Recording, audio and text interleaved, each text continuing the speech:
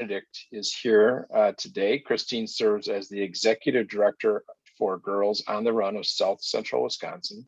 She came to that role with 12 years of service to the organization as a former board member, chair, and volunteer coach at a number of sites throughout the council's territory. She is an alumna of Lawrence University, where she majored in French and biology. Following graduation, she served as the leadership consultant for Kappa Alpha Theta fraternity, giving her an initial opportunity to serve in an organization dedicated to empowering women and girls. In 2002, she completed a master's degree in higher education administration at Indiana University. Following that, she arrived in Madison in 2002 and began a career at Edgewood College as an admissions counselor and was promoted to Director of Undergraduate Admissions in 2005. She took on the role of Vice President of Enrollment Management in 2014 and oversaw undergraduate and graduate admissions, financial aid, marketing, and retention until her transition to Girls on the Run in 2019. When she's not working, Christine enjoys traveling with her husband, Eric, running, reading, and volunteering with Big Brothers, Big Sisters, serving as a big sis to little sis, Yariani. Christine, take it away. And unmute yourself. There we go. There you go. Yeah, thank you so much. I'm so grateful for the opportunity to present to the Rotary today. And thanks for that lengthy introduction too. I forgot that I sent that much. So thanks to everyone for enduring that. I'll go ahead and share my screen so I can dive into the presentation here, and we'll get that going. And we'll do from the beginning here, see if we can get thumbs up on the being able to see that screen. Is that working for everybody? Get a thumbs up there from anyone. You see my, yep, okay, thank you. All right. All right. So Girls on the Run, hopefully there's some familiarity there, but unless you've been a coach or involved with the program, I think people are often surprised to learn that there is so much more to what we're doing. So the title of this presentation here, Us and Running, an overview of Girls on the Run. And we have been, just as in case the group wasn't aware, we've been a very grateful beneficiary of some funds from the Madison South Rotary for a number of years, and I'll go over some of that impact at the end. But there you can see me coaching with some of my girls a few years ago, and we'll dive in here. So Girls on the Run, you see our mission and vision there. We are a national movement helping inspire girls to find joy, health, and confidence through running. We are, again, so much more than a running program. We're teaching critical life skills to girls in 3rd through 5th grade, although actually just this season we have piloted and are launching now our 6, 7, and 8 program called Heart and Soul. So you might hear me interchangeably talking about the 3rd through 5th and 6th through 8th program. But we are helping the girls learn skills. Really, we can be identified as a social emotional learning program. We're focused on helping girls build their own self-confidence, think about positive self-talk. We talk about empathy and choosing and being a great friend. We talk about making healthy choices, and we talk about giving back as well. I'll talk a little bit more about that as well. And all the while during the practices, our girls are playing and training and working towards completing something that might have felt really hard or not even possible at the start of the season. They are working towards completing a 5K, a 3.1 mile run at the end of the season. And for us now, that is just about upon us. Our big culminating 5K celebration is coming up this Saturday in Waunakee. I'll talk about that a little more too. And we are, in addition to serving our girls through this transformational program, we're also inspiring hundreds of volunteers to give back through what I consider to be a really exceptional volunteer experience. You get great training, the opportunity to get free CPR and first aid training.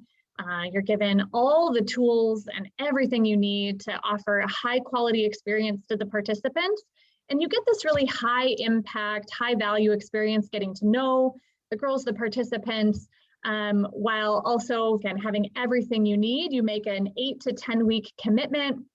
You can participate 1 or 2 days per week, and you get, again, this high value with the really organized volunteer experience, but it's also got some time constraints on it. It's an 8 or 10 week commitment, and then you can sign off from that experience and either join up again for the following season or kind of see that season through. And people of all genders can be coaches. We are always grateful to welcome any community volunteers, in addition to a lot of the school professionals who serve as volunteers, and parents and grandparents who step up in that role as well. So these program specifics, our programming happens throughout South Central Wisconsin for 8 weeks each spring and fall. The participants are meeting twice per week, typically Monday, Wednesday, or Tuesday, Thursday. They meet on these small teams of about 15 girls, led by 2 to 4 coaches per team. So again, you're getting really good opportunities to get to know the kids, get to know your coaches, and help them through the curricular experience. During COVID, we feel really grateful that we were able to meet exclusively outdoors and transition safely to a virtual lesson in the event of inclement weather. In previous seasons, we would have asked kids to meet indoors at a gym, but we are, again, grateful that while we had to cancel our entire season in spring 2020, because that was absolutely the responsible thing to do, by the time we got around to fall, we felt like we could get ourselves organized to safely and exclusively outdoors, masked, coordinate practices to happen in the fall of 2020. So we're really proud that we were able to serve about 400 kids in fall of 2020, and we've used our same safety practices throughout 2021. We were able to serve, I'll go over that here in a second, 700 girls in the spring and about 700 girls yet this fall. I also wanted to take this opportunity to share, you see in the lower corner there, just a little nod to the Rotary Service Above Self piece. In addition to the life skills that the girls are learning and practicing during their workouts, each team coordinates a girl-led, girl-inspired community impact project. They spend 3 lessons actually planning and executing that project that we really kind of focus on kind of an everyday kindness, something that they can complete over their 90-minute session. But it is powerful, and for a lot of teams, that community impact project is actually happening today or tomorrow at their team locations. So they spent the first practice in that session, or in that series, identifying communities in need. And we talk about what our girls have and what everyone has inside them, also known as star power in our curriculum. And we talk about how we might be able to share star power with others in need, so they identify a community. Then that gets narrowed down to the kinds of projects that they feel like could help that community. And then they ultimately learn a lesson about compromise and figure out how, as a small team, to identify that one community in need and how to identify the project. And then they work to execute it. So those range from making and sending cards to NICU families or nursing homes, or our EMS and fire safety professionals. They are cleaning up parks, they are cleaning up school grounds, they are writing inspiring messages to school communities, to neighborhoods. They're making inspirational videos and public service announcements about things that are important to them. And it's so much fun to see the girls really thinking about that service above self concept and having that work out through the program.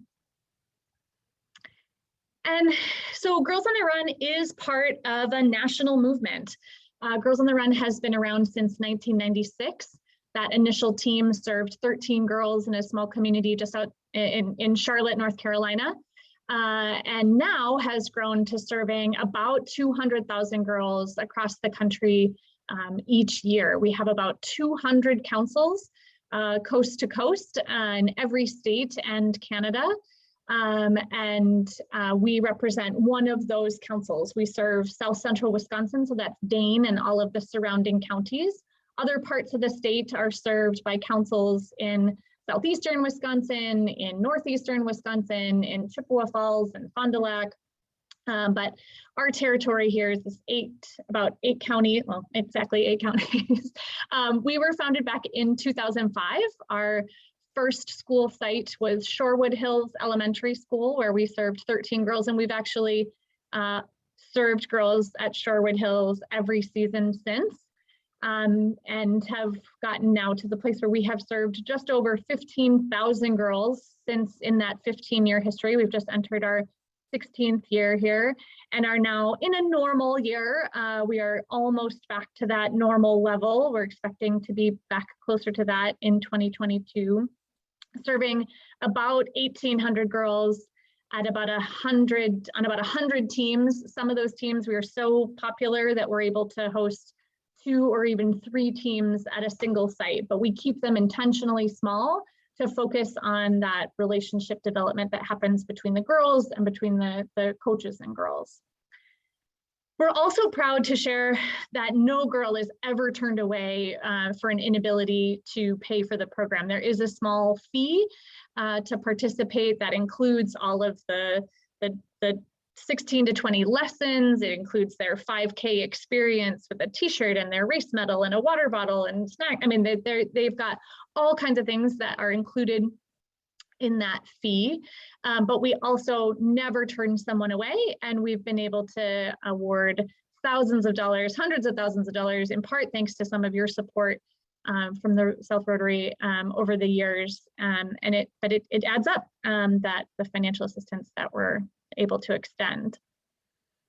One of the things that I think really sets us apart from other after-school programs is that our curriculum has been studied by a fantastic researcher, one at the University of Minnesota, Dr. Maureen Weiss, and now one at the University of Virginia, who is really focused on that social emotional learning piece.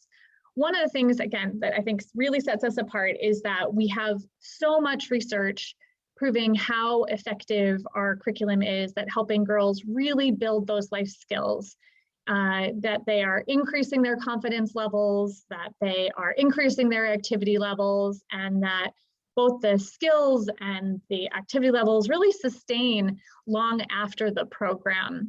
And part of the reason that we feel so strongly about this timing and this time in kids' lives is that there's significant research that's pretty terrifying about how really for girls, confidence levels peak at age 9 and activity levels peak at age 10 and start to decline considerably more rapidly than those of their male peers. Our girls are more likely to begin dieting at age 8. They are noted to have more influence from some of the social media pieces that are having an impact on our adolescents. And so the point of doing this intervention work in that 3rd through 5th grade timeframe is to really help them build those skills so that they are ready to take on the challenges of adolescence. And we know it's effective. You can see some of those pretty powerful stats there. So I mentioned a little bit about this financial assistance piece and what's included, but so what we are offering to our volunteers is like every bit of the curriculum materials that anyone needs. If the curriculum calls for 2 balloons, that is included in your coaching supplies. Coaches don't need to pay anything out of pocket or provide anything to deliver the curriculum. We provide everything. Coaches receive t-shirts and the 5K entry as well, plus gifts from us. We're providing all kinds of support to the sites. And one of the interesting things that we learned during COVID is that we had previously basically exclusively offered our curricular programs at schools and community centers. We really felt like those anchor locations were critical to our success. We felt like we needed a school community to help us advertise the program, or say the Boys and Girls Club or Goodman Community Center or Bayview Community Center. We were really focused on those locations. During COVID, when we did not want to add any additional responsibilities or burden to the schools, we took our program to the parks. We were super excited to partner with a number of different park and rec groups throughout our territory who were really generous with their park space.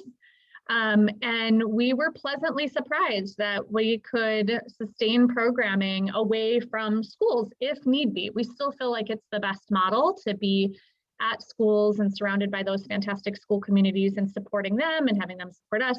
But one of the ways we were able to launch our middle school program was by bringing it away from a school and actually launching it as more of a community-based program in Middleton, and have people come from all over to join in on the Heart and Soul Fun.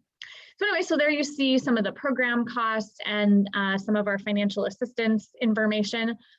New this season, while we were always proud to provide whatever assistance any family requested. Families could self-select and can still self-select at registration a fee that works for them. We did decide this last year to introduce entirely free programming at school locations and community center sites where the free and reduced lunch rate exceeds 90%. It's been an awesome transition for our teams and for our council. We're really proud of that's just new this season. We have 6 pilot sites where programming is totally free this season. Every participant is receiving shoes, clothes, healthy snacks, in addition to the curricular experience. They're also receiving a free entry to our 5K run for a family member. So we're trying to involve whole families in the health movement. And give them an opportunity to cheer on their kiddo who's worked hard and is trained and ready for that 5K experience. So I'll talk a little bit more. In many seasons, your assistance has supported individual kids who have needed financial support. And maybe in the future, some of this funding would go towards supporting one of these totally free sites, and again, where the free reduced lunch rate exceeds 90%. So this season, all of those schools are in the Madison Metropolitan School District, but we do expect in the spring to see some of those. We have other school sites outside of Madison that also have free and reduced lunch rates that high, and we expect to be able to offer those totally free programs at those sites in the spring. So here, talking about the Madison South Rotary impact, my records date back. They show that this incredible Rotary has been offering support since 2012 and has been focused on supporting schools in the South Rotary service area, including Wright Middle School, Falk, now Anana, Leopold, Lincoln. I mean, hundreds of kids there. You see 700 participants have benefited from the generosity of the Rotary, including supporting all of our incredible volunteer coaches. I noted that there are obviously thousands of brats that were enjoyed as well along that process. And this season, the signature item that the South Rotary supported were the journals that you see a picture of there as part of some COVID cautious work. And I think honestly, just an awesome program enhancement overall. These journals were created so that we could really limit any supply distribution, paper distribution. Kids could keep all of their own supplies that they were issued at the beginning of the season and really never have to come in close contact again with somebody. So these journals, which then now become a really nice keepsake for the kids and something they can look back on. It's helping them improve some literacy skills as well, getting to do a little bit more reading and writing, and then having it all again in this contained piece that they can look back on for hopefully fondly for many years. That was an added expense that we were not prepared for really as we were heading into these COVID seasons. And so this funding was really critical for us to be able to deliver this safe and really meaningful programming. So I wanted to, I just have a little bit more to talk about with our 5K. I don't actually have a slide for that, so I might just stop there so you can see me instead. Oh, Ted is asking, I'd have to double check. I think it was $1,000 this season, Ted, that came in. I think it was $1,050 for those journals.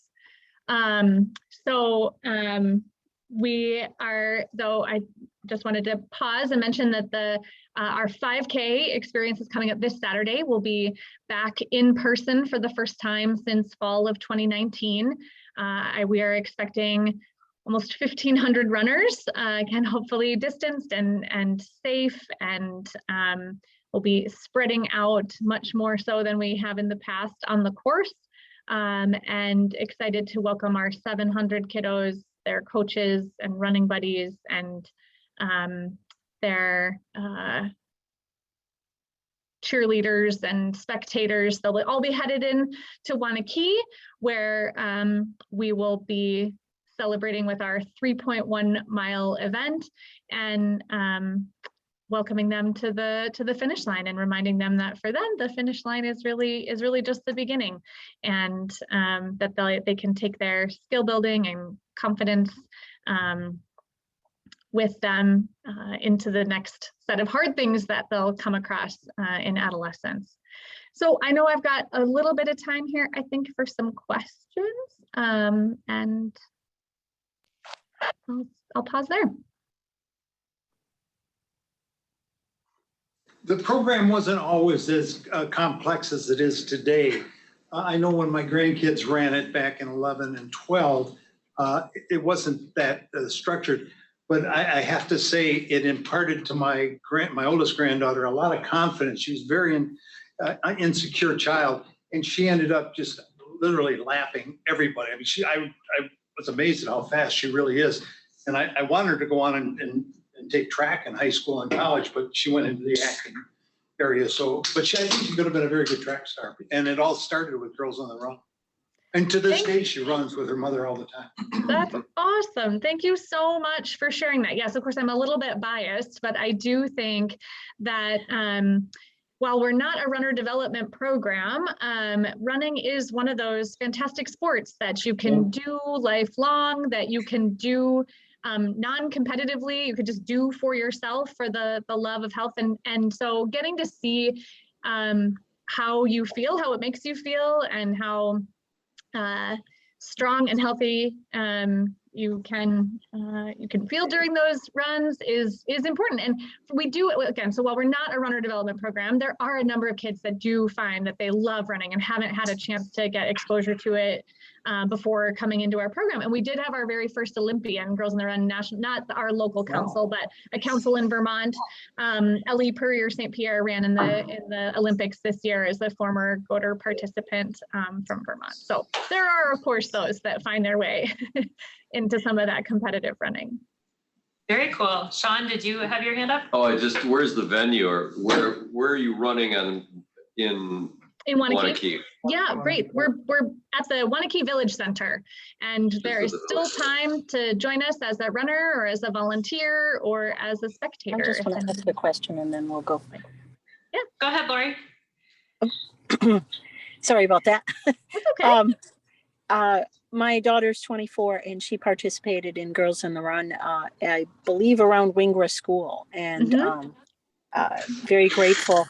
We did the Jingle Bell Run when it was happening back then. And I had two quick questions. The first was,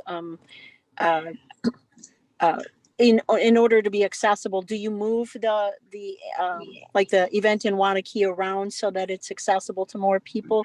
Well, I certainly loved it when it was on the kind of more in the zoo area for a lot of low income kids.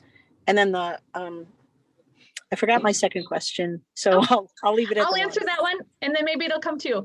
So our event in Wanakee has been there for, this is year 13, but we do provide busing and any transportation to kids whose teams and families might not be able to get there on their own. The spring event has moved around considerably more. That's probably the one.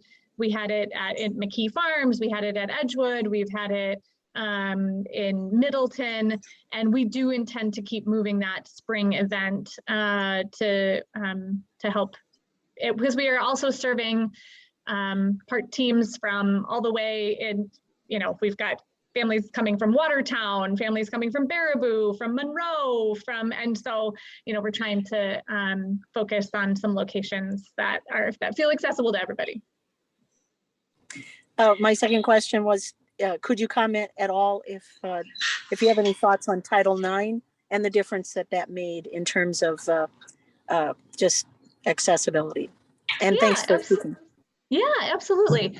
Yeah, so while we are unapologetically a program that focuses on building the self-confidence of girls, because we know there are still those scary statistics, we also proudly welcome anyone who feels like they would benefit from our programming. So we are, regardless of gender. So we have some non-binary kiddos who participate in our program. We have kids of all gender identities that feel like this programming is really good for them. And we are thrilled to be able to serve them with the curriculum. So while having single gendered programming is, you know, it's certainly a hot and important topic, we feel really good about being able to kind of do it all. I feel like, you know, focus on where there are still disparities and there's still confidence levels to be built up.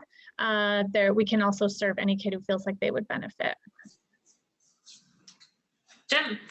I don't have a question. I just have a comment. I'm really pleased that you're offering scholarships to persons who can't afford for the programming. That it's not just an elite program or kids from families with means. That some of the issues with girls, that you've talked about, cut across all economic, you know, and socioeconomic classes. So I commend you for that, and I hope that continues to be a strong part of your program going forward.